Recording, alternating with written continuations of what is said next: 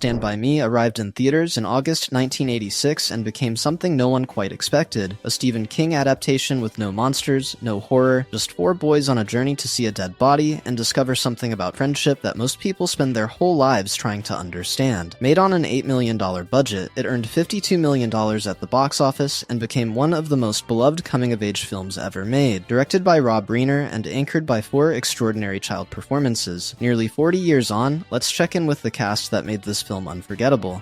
Wil Wheaton played Gordy LaChance, the sensitive, aspiring writer who narrates the story and serves as the film's emotional center, a boy whose parents have essentially stopped seeing him after the death of his older brother, Denny. Born July 29, 1972, in Burbank, California, Wheaton had been acting since the age of 4 before landing Stand By Me at 13. The role led directly to his casting as Wesley Crusher on Star Trek: The Next Generation from 1987 to 1994. He left after 3.5 seasons, though scheduling conflicts drove the choice. He appeared in Toy Soldiers in 1991, but building a film career proved difficult. In the late 1990s, he stepped away from Hollywood, moved to Kansas to work on the video toaster, and spent 5 years in acting school. He found a second career as a voice actor on Teen Titans and Ben 10, and became one of the internet's earliest influential bloggers. His blog led to published books including Just a Geek and Dancing Barefoot. He became beloved by a new generation on The Big Bang Theory from 2009 to 2019, and hosted YouTube's Tabletop, winning 2 Emmy Awards. He has narrated over 50 audiobooks including Ready Player One and The Martian, and launched the podcast It's Storytime with Wil Wheaton in March 2025. He has been open about his depression, anxiety, and alcohol recovery, celebrating 5 years sober in 2021. On June 5th, 2024, he announced his retirement from on-camera acting, writing that he never wanted to be an actor and hadn't booked an audition in over a decade. He lives in Arcadia with his wife Anne, married in 1999, and her 2 sons he legally adopted. Now 53, Wheaton has built a career honoring what he actually loves: storytelling, gaming, writing, and connecting with people.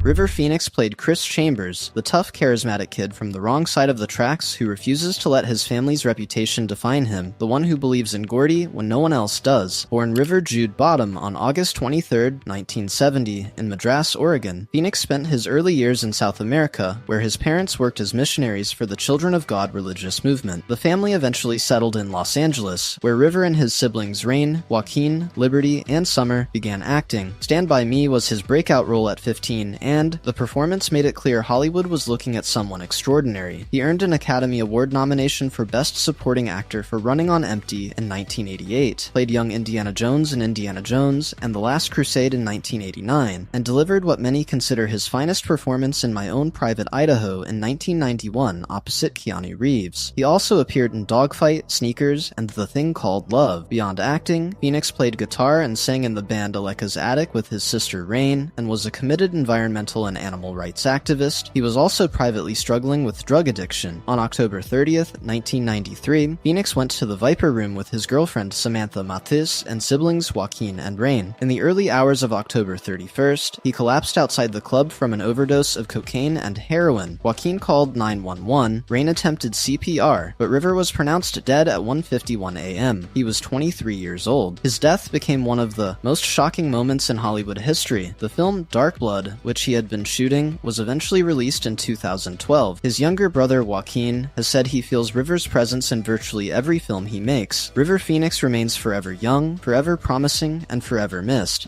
Corey Feldman played Teddy Duchamp, the wild, reckless kid with thick glasses and a burned ear, the son of an abusive father who nonetheless defends his dad's honor with heartbreaking fury. Born July 16, 1971, in Reseda, California, Feldman had been working since age 3, appearing in over 100 commercials. By 1986, he had already appeared in Gremlins and The Goonies. In 1987, he starred in The Lost Boys, alongside Corey Haim, and the two became known as the Two Coreys, appearing together in License to Drive and Dream a Little Dream. Feldman voiced Donatello in the original Teenage Mutant Ninja Turtles film. His career became difficult to sustain as he aged. He has been outspoken about sexual abuse he and Haim suffered in Hollywood as children, and his 2013 memoir Choreography became a New York Times bestseller. He released a documentary in 2020 called My Truth: The Rape of Two Coreys, naming alleged abusers. He has pursued a music career for decades, releasing multiple albums including the widely mocked Angelic to the Core in 2016. In recent years, he appeared on The Surreal Life, Celebrity Wife Swap, The Masked Singer in 2024, and Dancing with the Stars in 2025, where he was eliminated in the second episode. His divorce from Courtney Ann Mitchell in 2024 revealed he had a net worth of approximately $30,000 and owed $200,000 to the IRS. He continues appearing at fan conventions for around $35,000 per appearance and advocates for child actors' rights. In December 2025, he made controversial new allegations claiming Corey Haim had molested him during The Lost Boys. Now 54, Feldman embodies both the heights of childhood fame and the brutal costs that often come with it. Before we continue, if this video is making you nostalgic for the summer of 1986, go ahead and hit subscribe. We put these out every week and you won't want to miss one.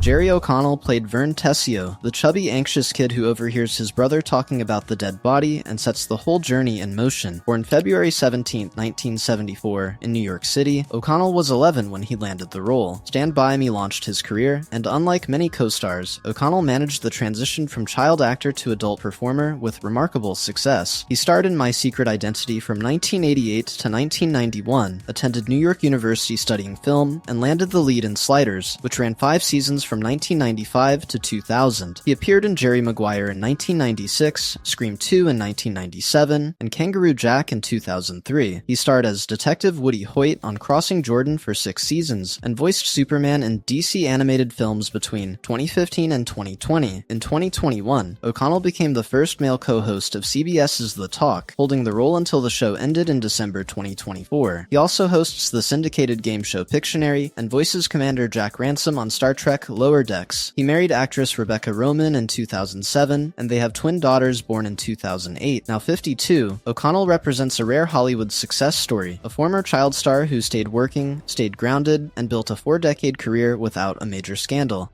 Kiefer Sutherland played Ace Merrill, the sneering, violent bully who represents everything the boys are afraid of becoming, the villain of the piece, and unforgettable because of it. Born December 18, 1966, in London, England, to actors Donald Sutherland and Shirley Douglas, Kiefer was raised in Toronto and Los Angeles, and was already working steadily in Canadian television and film before Stand By Me. He was 19 when he played Ace, and the role established him as someone who could bring genuine menace to the screen. The following year, he starred in The Lost Boys, alongside Corey Feldman, cementing his status as one of the most compelling actors of his generation. He appeared in Young Guns, Flatliners, A Few Good Men, and The Three Musketeers throughout the late 80s and early 90s, building a reputation as a serious, intense performer. But it was his casting as Jack Bauer in the Fox series 24 in 2001 that made him a global star. The show ran for 8 seasons, plus a limited series, earned Sutherland an Emmy, a Golden Globe, and 2 Screen Actors Guild Awards, and turned him into one of the most recognizable faces on television.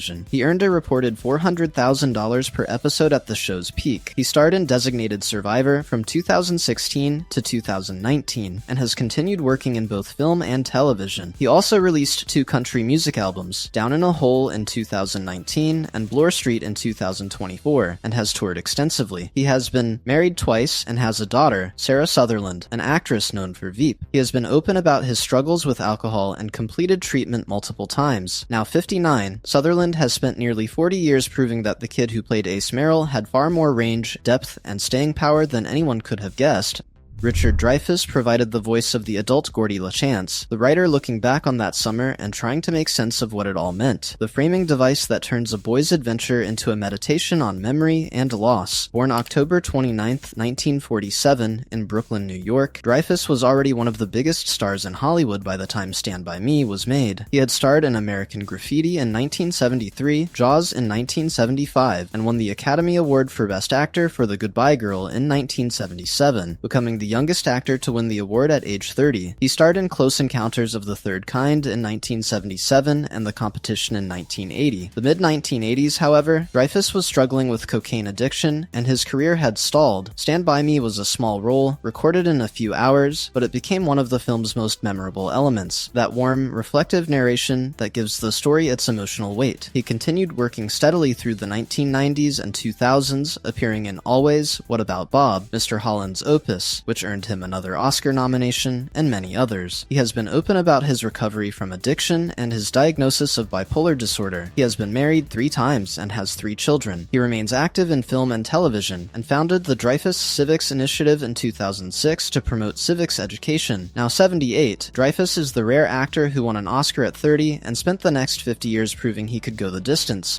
John Cusack appeared briefly as Denny LaChance, Gordy's older brother, seen only in flashbacks, the golden boy whose death sets the entire story in motion. Born June 28, 1966, in Evanston, Illinois, Cusack was 19 when Stand By Me was made, and it was one of his earliest film roles. He had already appeared in 16 Candles and The Sure Thing, but his career exploded in the years that followed. He starred in Better Off Dead, One Crazy Summer, and Say Anything, which gave cinema one of its most iconic images with the boombox held overhead outside Ione Sky's window. He became the defining actor of a certain kind of brainy, sensitive, slightly neurotic leading man in films like The Grifters, Bullets Over Broadway, Grosse Point Blank, being John Malkovich, and High Fidelity, which many consider his finest performance. He has been nominated for a Golden Globe 3 times and has built one of the most distinctive careers in modern American film. He has never married and has been notoriously private about his personal life. He has been politically outspoken throughout his career, particularly on civil liberties and American foreign policy. His sister Joan Cusack is also an acclaimed actress. Now 59, Cusack remains one of those actors whose presence still means something, a signal that the movie will take intelligence, character, and dialogue seriously.